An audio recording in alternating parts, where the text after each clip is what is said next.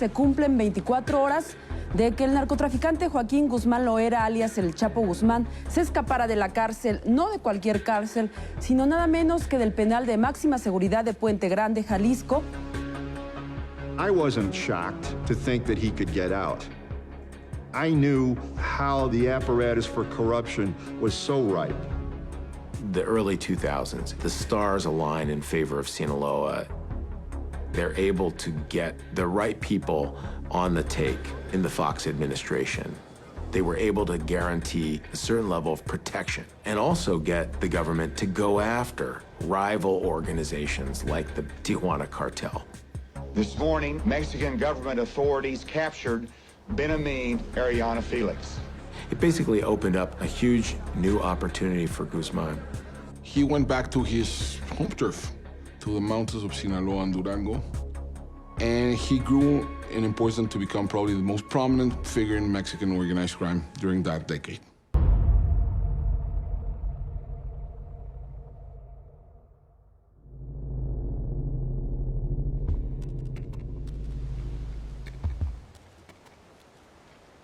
Sinaloa is the cradle of drug trafficking in Mexico.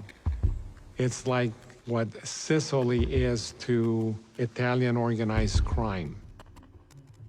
En Sinaloa, el narcotráfico es una presencia cotidiana que abarca prácticamente todos los sectores de la sociedad y de la vida pública.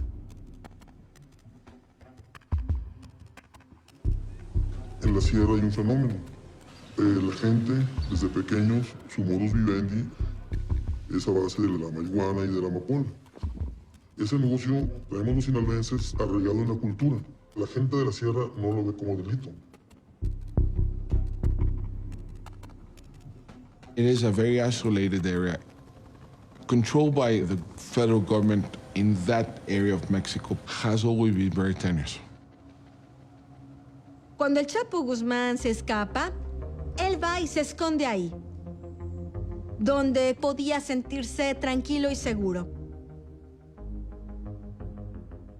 He reunited with Mayo Zambada. They came from the state and they understood each other. El Chapo Guzmán decide convocar a una reunión de narcos. Llama a líder del cártel de Juárez, que también venía de Sinaloa.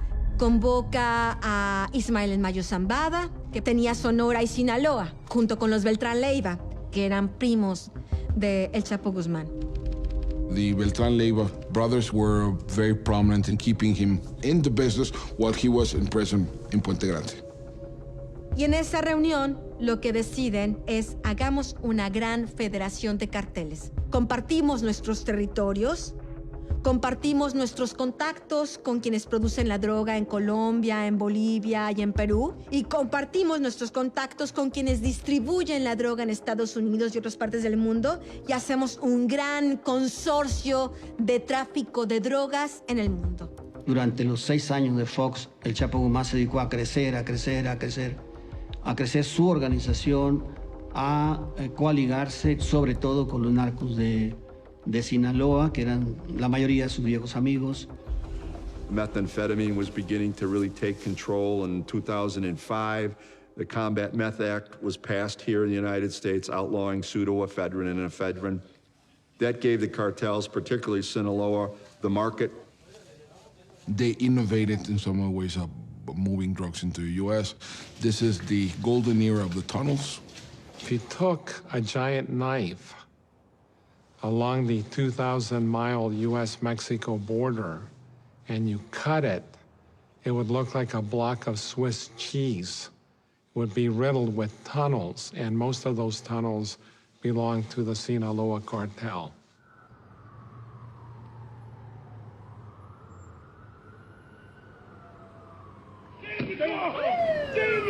8 killed and nearly 50 wounded.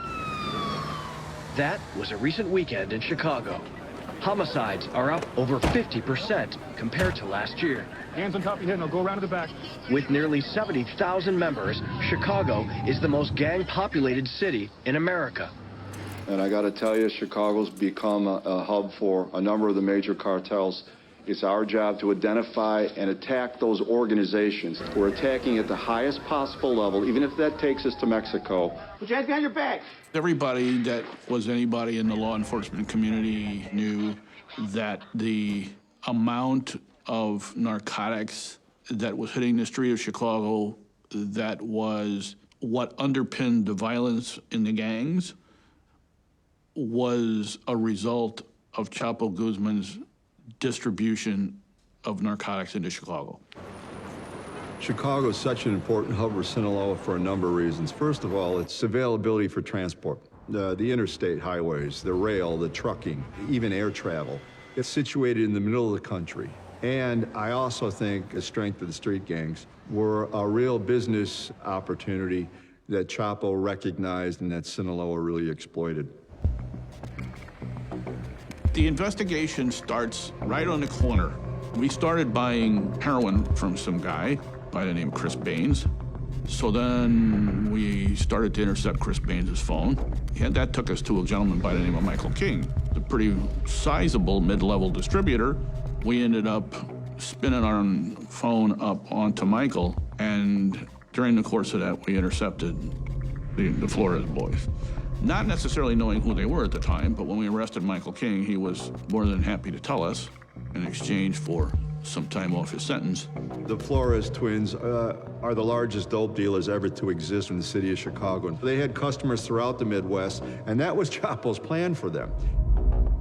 Pedro and Margarito Flores were already under indictment in Wisconsin as the source of supply for, I think, 5 kilos of cocaine, and it had fled the U.S. and were running their operation from a house in Mexico. They grew up in Chicago. They were bilingual, which was instrumental to their success. Their dad had been in the business, and they learned it and just elevated it to levels that were, I mean, jaw-dropping. The twins' monthly distribution was approximately 1,500 to 2,000 kilos of cocaine a month, along with multiple kilo quantities of heroin. About every week to 10 days, they were sending somewhere between $4 and $6 million back.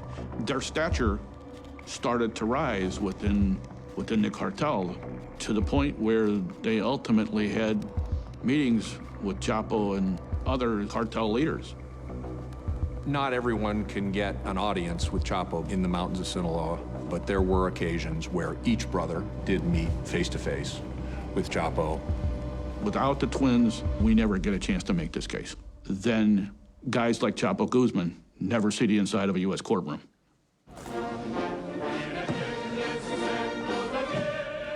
In 2006, there's really this turning point in Mexico. Calderon became president, and Calderon decides to make fighting the drug war a major component of his administration. El único camino hacia la paz y la libertad de los ciudadanos es encarar con firmeza y con determinación a la delincuencia organizada.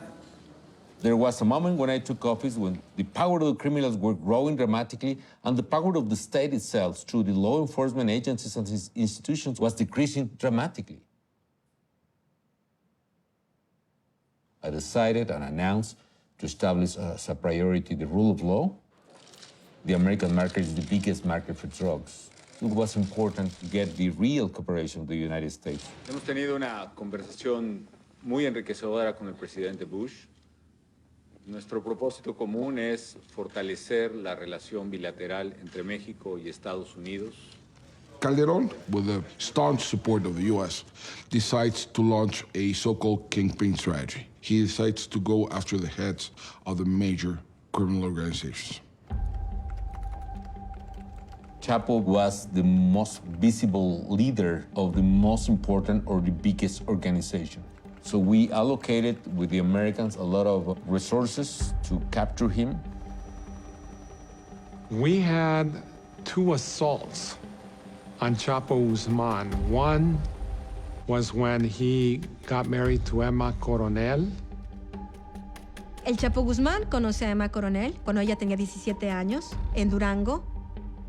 Cuando Emma estaba concursando para ser la reina de belleza de la Feria del Café y la Guayaba.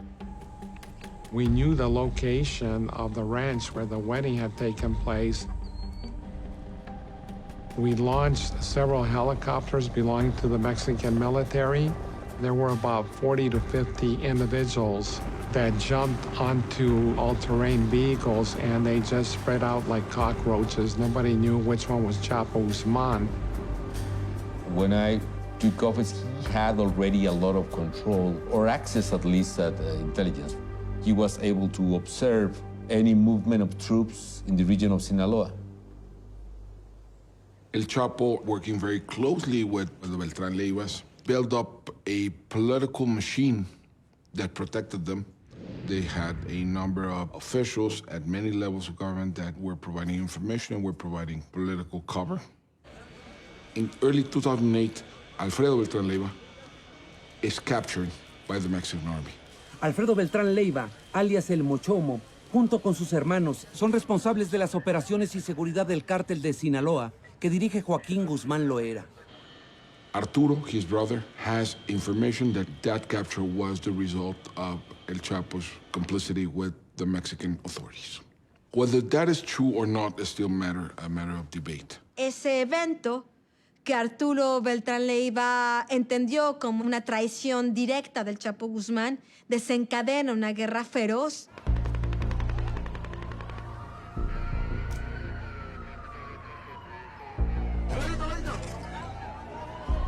I was covering this throughout 2008 and seeing some crazy things happening.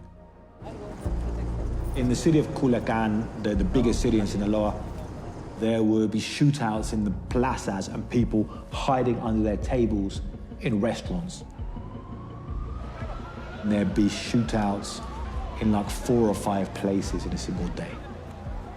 Yo no me había sentido más nervioso, nunca me he sentido más nervioso y con más miedo que en 2008 y 2009, cuando no sabías por dónde te podía llegar una bala. I was arriving at crime scenes where there would be 500 bullets. Violence then was committed in a massive way by AK-47s and AR-15s. The assault weapons ban expired in the United States and was not renewed. Somehow, a law that was supported by 68% of Americans is just fading away. The measure banned 19 types of semi-automatic rifles, commonly called assault weapons. In the United States, the drug cartels began to buy them in huge numbers and bring them into Mexico.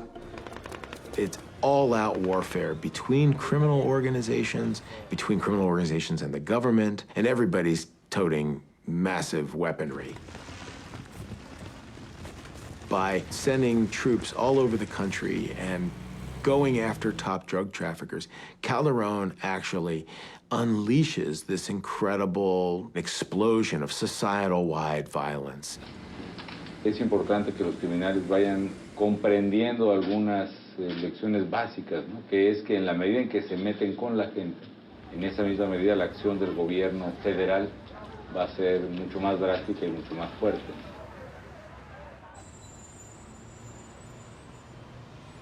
When Arturo Beltrán Leiva and Chapo start feuding, the problem for the twins, for the Flores brothers, was they're very soon going to have to pick a team in Mexico, and they're not going to be safe. I understood that the Flores brothers were being pressured by each side because they were being supplied by each side, Arturo Beltrán Leiva on the one and Chapo on the other, to only do business with that side or else. I was approached through a representative of the Flores brothers, and I was told that they had expressed an interest in cooperating with the United States because that would ultimately result in their being protected. The next step then was we met, we picked a hotel in Monterey. It was a fairly James Bondian experience for me, not being quite used to these cloak and dagger kinds of things. I and the DEA agent that I was traveling with got picked up in an armor-plated Jeep, and then we were driven around the streets at 100 and some odd miles an hour to make sure nobody was following us. And we went very quickly into the standard hotel room, and there were a lot of diplomatic security, FBI, I think, DEA. Pedro was the only one who came. There were 3 or 4 big purposes of this. One was to see if he's serious about wanting to cooperate. And then to get a picture of his existing organization, how it operates, and then how are you going to cooperate with us, and what can you do while you're still here on the ground in Mexico, and what evidence can we collect against preferably higher people, but also lower people, to make a case. We had the boys structure a call to get Chapo on the phone to discuss 20 kilos of heroin and see if they could get the price lowered. Amigo. ¿Qué dice? ¿Cómo está? Bien, bien, gusto saludarte. ¿Cómo están tus hermanos? Todos bien, ¿no? Ve aquí. Le quería pedir un favor. Dime.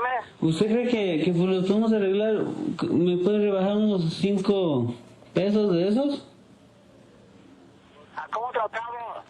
Me lo está dando a 55. ¿Ya tienes el dinero? Digo, si me los puede dejar, ¿verdad? La diferencia de 5 se los pago luego y si quiere mandarme más, pues... ¿Ya tienes el dinero? Digo, si me los puede dejar... Calls are incredibly helpful, particularly when you get to trial, because you have voice recordings of them in real time discussing their drug trafficking activity. At that time, I believe it was the only admissible voice recording of Chapo in the world. The Flores brothers provided a treasure trove of Chapo information. It really solidified, I think, in my mind, in the prosecutor's mind, and most importantly, the suits in Washington, just how large and powerful this guy was, not in Mexico, but here in the domestic United States. So that, to me, was the home run. The defendants whose indictments we announced today include alleged leaders of the Sinaloa and Beltran Leyva cartels, such as Joaquin Guzman Loera, also known as Chapo, and Arturo Beltran Leyva. These cartels are not abstract organizations operating in far-off places. They are multi-billion-dollar networks funneling drugs onto our streets. The drug cartels we bring to justice today are not indestructible. Rather, they are made up of men who commit crime.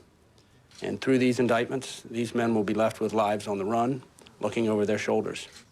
And they should be looking. Fighting with Beltran Leyva creates a major logistical problem for El Chapo.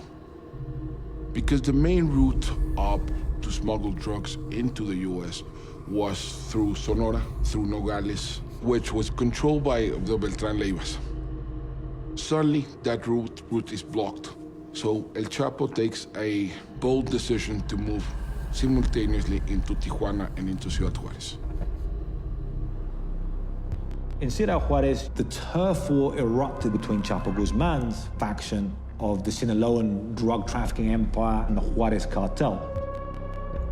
But then it got to whole new levels because the cartels brought in street gangs to fight for them. Right behind me is the body of a man who's been murdered. That kind of thing happens every day here in Ciudad Juárez. Gangs have also burned down businesses and tortured their owners to squeeze out protection money. Sometimes they attack targets by mistake. Sometimes the murderers would go after one person and kill everybody they're with. There were massacres here, there were massacres there. You could just kill at will and know that the chances of ever being caught were very, very slim.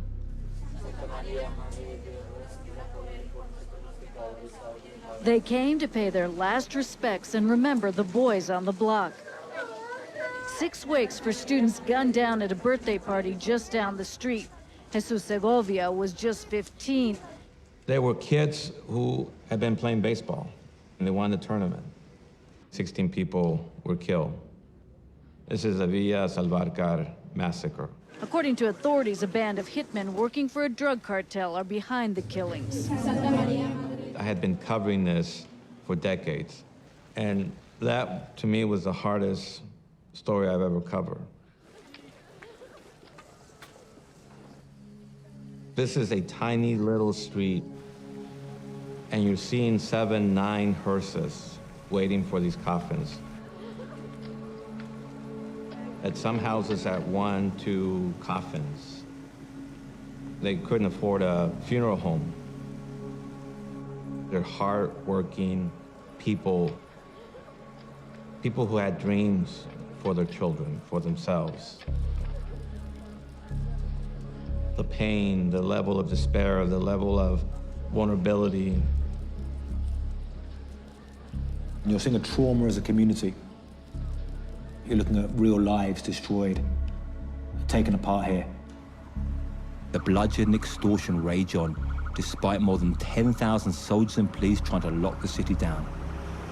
A como vamos, pues donde quiera hay soldados y donde quiera hay muchas cosas, pero la matadera nunca se ha acabado.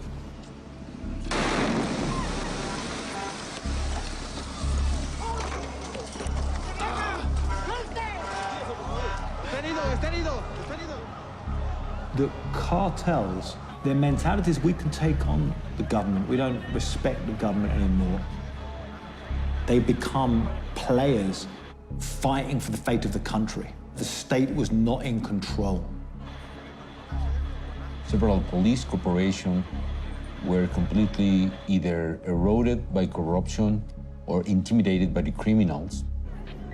Was a crucial factor that can allow us to end the job, to get the job done.